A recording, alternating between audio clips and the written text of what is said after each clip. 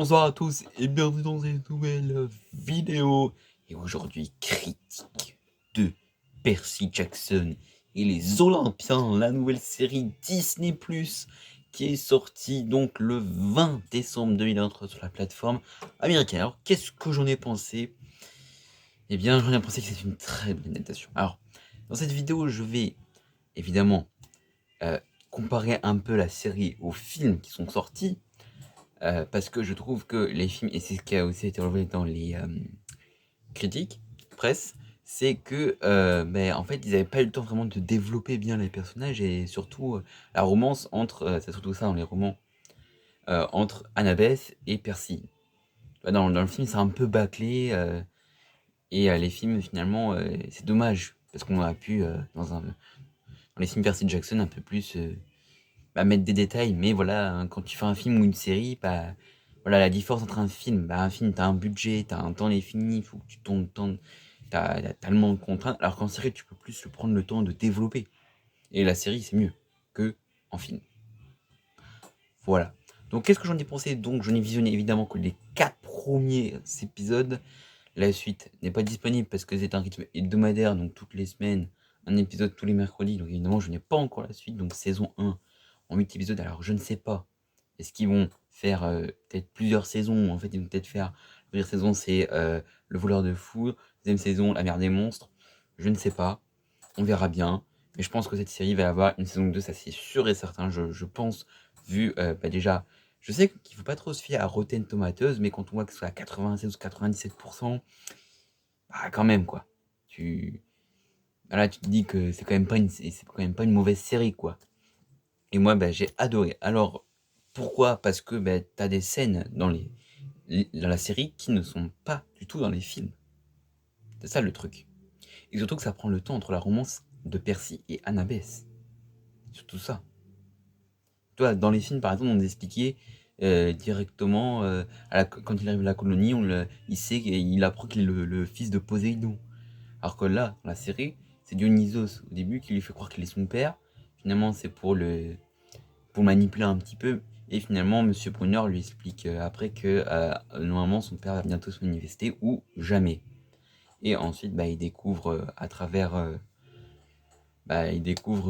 du coup le combat où il faut aller chercher l'étendard que son père est Poséidon. Voilà. Alors que dans les films, il n'y avait pas du tout ça. Hein.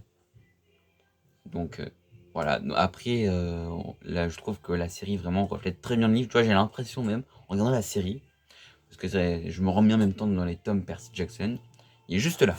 Voilà. Le voleur de foudre, premier tome de la série. Là, je suis en pleine relecture du roman et j'espère que la série dans la suite va vraiment me captiver. En tout cas, ça me captive parce que surtout dans les images de bande-annonce que j'avais vues, il y avait l'apparition du personnage d'Ares. Voilà.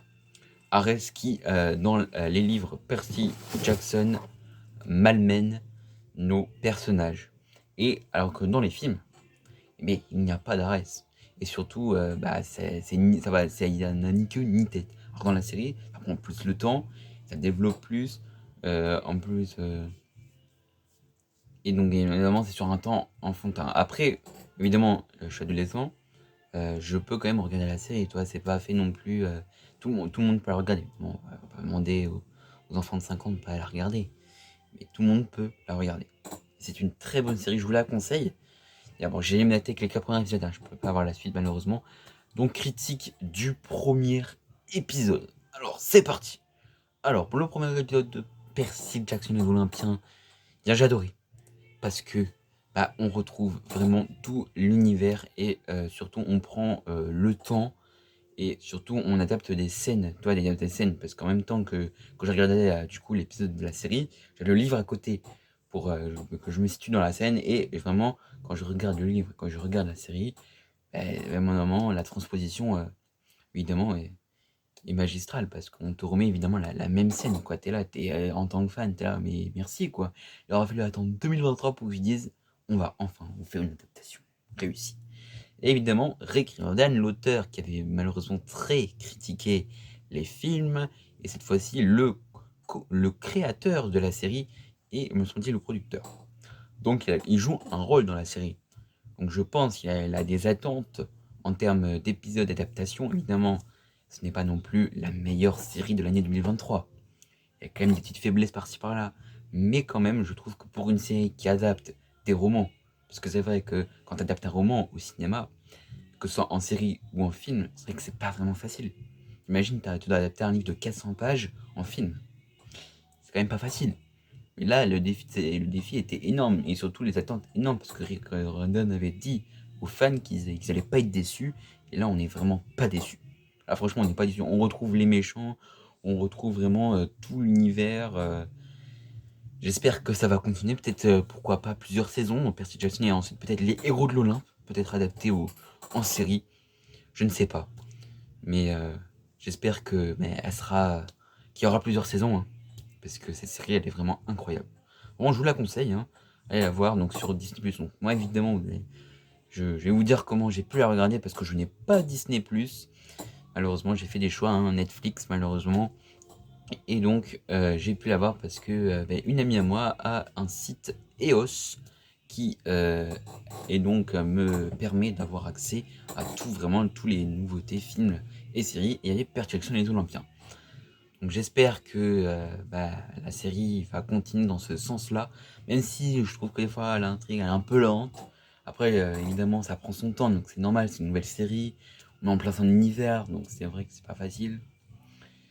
Donc voilà.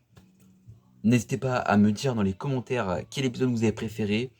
Pour l'instant, je vous ferai une critique ensuite de toute la série et une critique par épisode. Donc là, le premier épisode, j'ai adoré, on présente très bien l'univers, les personnages sont bien mis en avant, l'histoire elle est très bien. J'ai l'impression même en regardant la série que le roman sort quoi. Voilà. Donc je suis content. On va dire, sur une note sur 10, le premier épisode, on va dire un 9 sur 10. Je veux quand même pas mieux 10 sur 10 parce que sinon ce serait une série parfaite, ça n'existe pas. Tout n'est pas parfait dans la série. Comme je l'ai dit, il y a quand même des petites faiblesses par-ci par-là parce que l'intrigue je trouve qu'elle est un peu lente. Vous attendez pas non plus à une série où il y a de l'action tout le temps. Non, Percy Jackson c'est vraiment un livre fantastique qui te fait rêver sur la mythologie grecque. Voilà.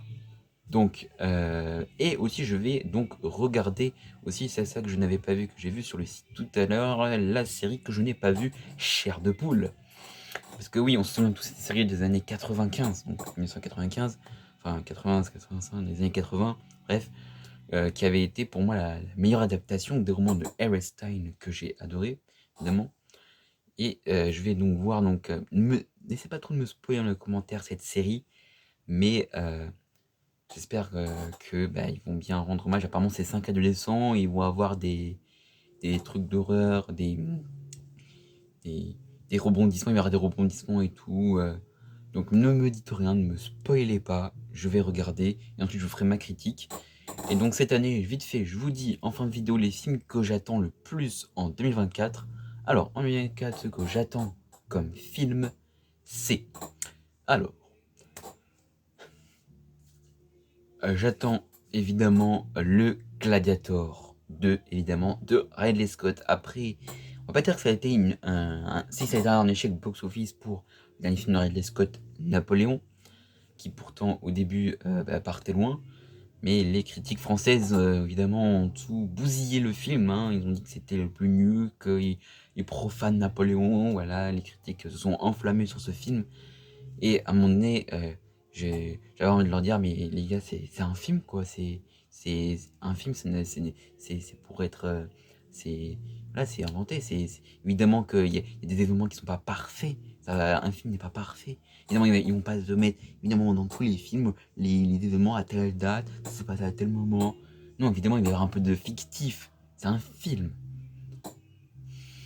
Après, voilà, critique presse qui a tombé sur Ridley Scott, c'est un peu dommage. Donc à voir, donc grosses attentes sur Gladiator 2, même si apparemment j'ai vu dernièrement qu'il y a eu des blessures sur le tournage. Et donc j'espère que ça va bien se passer, surtout que ils ont... Évidemment ça se passait sur le fils cette fois-ci, parce que évidemment le personnage de Maximilius Decimus Meridius, il est mort, donc peut-être qu'ils vont juste nous montrer des images de sa tête ou de ses moments. Mais à part ça, il n'existe plus. Même Russell Crowe a démenti. Il a dit non, je ne vais pas jouer dans la suite. Et évidemment, il y a Pedro Pascal. On va voir est-ce qu'il va être magistral dans son rôle ou pas. Parce qu'il a joué dans la série Normal People et c'est comme ça que Ridley Scott l'a pris. Et oui, il a regardé la série Normal People, il disait ce n'est pas mon genre de série, mais quand je vu la performance de Pedro Pascal, j'ai été ébahi et je ne pensais qu'à Paul. Voilà, donc, et c'est pour ça que Paul Mescal, pardon, je confonds, pas Pedro Pascal, Paul Mescal, qui a été sélectionné par Ridley Scott. J'espère que cette vidéo vous aura plu. Prochainement, vous aurez la critique de film Maison de retraite 2 avec Claude Zidi, réalisé par Claude Zidi Junior et que j'ai pu voir en avant-première avec Kev Adams. Et normalement, le réalisateur aurait dû être là, mais il n'était pas là malheureusement parce qu'il était en vacances. Mais j'ai pu voir le film vraiment, grosse avant-première, décembre. Le film sort le 14 février, donc grosse avant-première. Je vous ferai bientôt ma critique. J'espère que cette vidéo vous aura plu. N'hésitez pas à vous abonner, à liker, à partager et à commenter. Et vive la passion du cinéma. Et peace.